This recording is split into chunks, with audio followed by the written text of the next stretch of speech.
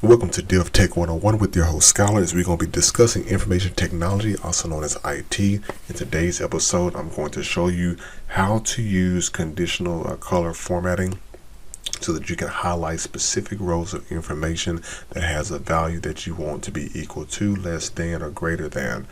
So in today's episode, you're going to learn how to sort that information out. Now, one way that most people that have used Excel for the first time will sort the data is they could actually filter the columns up here by pretty much selecting the top row.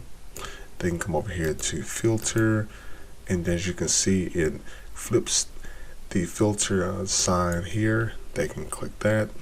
They can click sort from A to Z.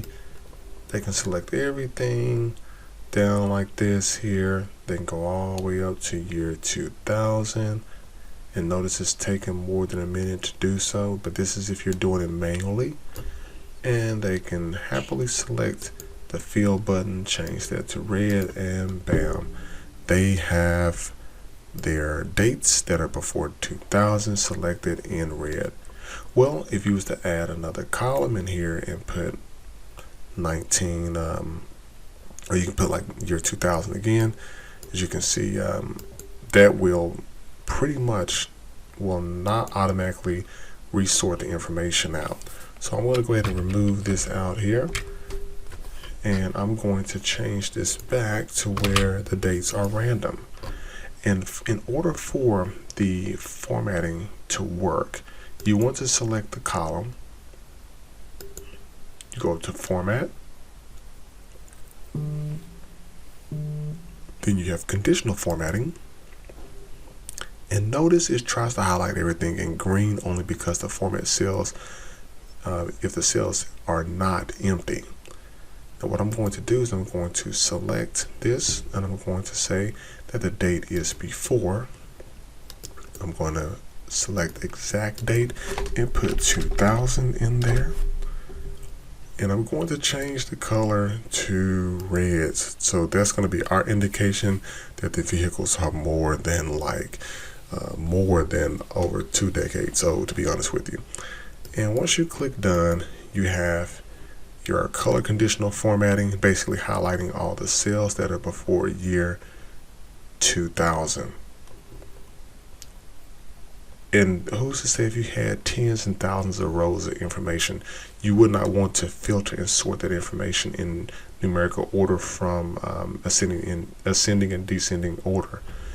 And so another thing that I want to do is say that I'm looking for vehicles that are specifically for 2000. Well, what I can do is add another rule to this as well. I can come over here and click the 4 cells, and I can select E again. As you notice, it put the range in there. I click OK. I'm going to come over here, and I want to put 2000 model cars in blue. So I'm going to say that the cell is, or the date is 2000. And I'm going to click done, and notice how I have 2 conditional format rules here. I have one that says if the date is before 2000, that is in E1 through E1001, put it in red. If I have any date that is exactly 2000, put it in blue. And as you can see, as I'm scrolling down here, I have my information that's sorted out into the different color formattings of that grouping there.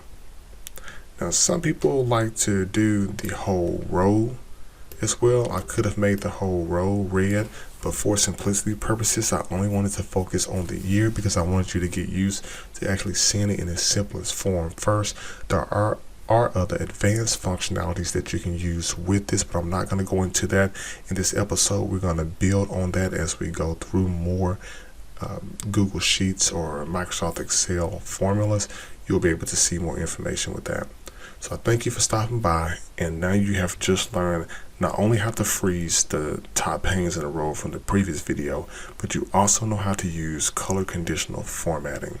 Stay tuned for our next step in being able to pull information from one data sheet in Google Sheets to another. Thank you for stopping by. Like, listen, and subscribe to DaVinciTechnologies.com.